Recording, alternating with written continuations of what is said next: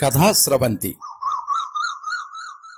నిరంతర కథాప్రసార వాహిని కథాస్రవంతిని ఆదరిస్తున్న అభిమాన శ్రోతలకు నమస్కారం. ఈనాటి కథకు స్వాగతం. కథాస్రవంతి వినిపిస్తున్న పిల్లల కథల పరంపరలో ఈరోజు మీరు వినబోయే కథ దేశభక్తి. రచన శ్రీ ఎస్ హనుమంతరావు. వినిపిస్తున్నది పప్పు భోగారావు.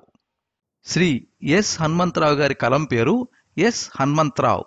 వీరు పశ్చిమ గోదావరి జిల్లా సిద్ధాంతం గ్రామంలో 27/10/1957 జన్మించారు.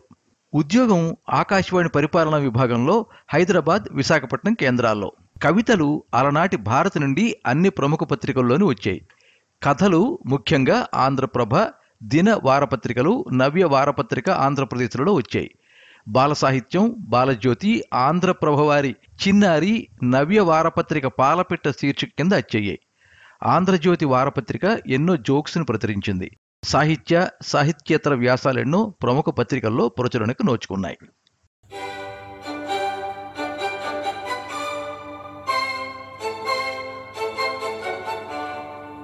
అవి తెల్లవాళ్లు మన దేశాన్ని పరిపాలిస్తున్న రోజులు.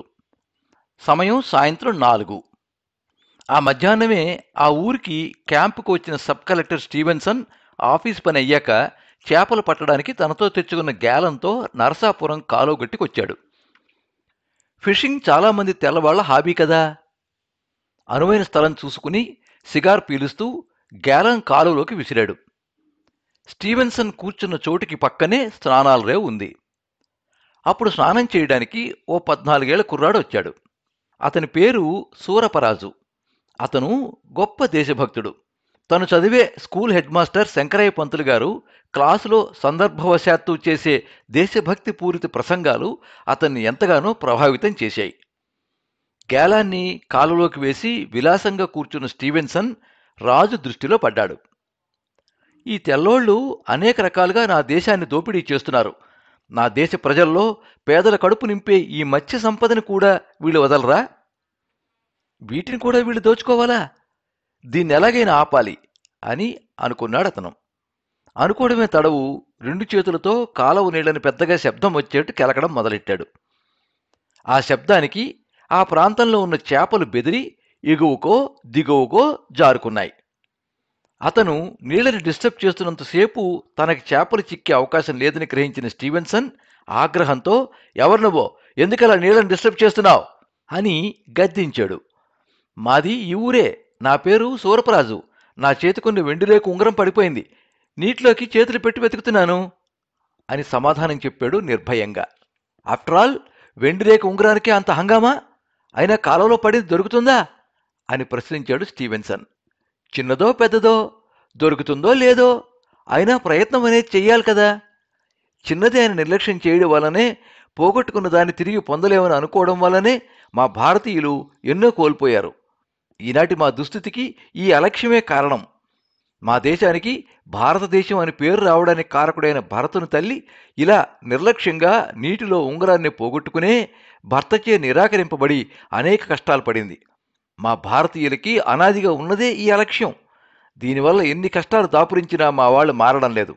కానీ ఏదో ఒకరోజు ఖచ్చితంగా ఈ నిర్లక్ష్యం అనే పెనునిద్ర వదిలించుకుంటారు అని అన్నాడు రాజు.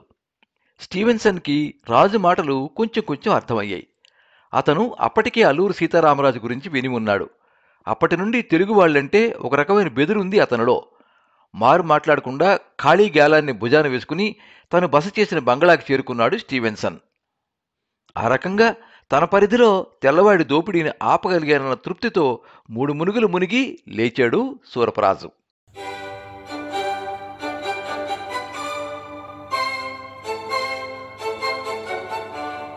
మీరింతవరకు దేశభక్తి కథ విన్నారు. రచన శ్రీ ఎస్ హనుమంతరావు. వినిపించినది పప్పు భోగారావు. ఈ కథ స్నేహధర్మం బాలల కథల సంపుటిలో ముద్రితమైంది. ఈ కథ మీద మీ అమూల్యమైన అభిప్రాయాన్ని కింద కామెంట్ బాక్స్లో రాయండి. ఈ వీడియోని లైక్ చేయండి, మీ మిత్రులందరికీ షేర్ చేయండి. ఇలాంటి మరిన్ని మంచి కథలు వినిపించడానికి ఈ ఛానల్ని సబ్స్క్రైబ్ చేసుకోండి. పక్కనే ఉండే బెల్ ఐకాన్ని క్లిక్ చేస్తే ఇలా అప్లోడ్ చేసే వీడియోల వివరాలన్నీ కూడా మీకు ఎప్పటికప్పుడు నోటిఫికేషన్ ద్వారా తెలుస్తాయి. ఎప్పుడు మీ అభిమానాన్ని కోరుకునే పప్పు భోగారావు. సర్వే జనాః సుఖినో భవంతు. కథా స్రవంతి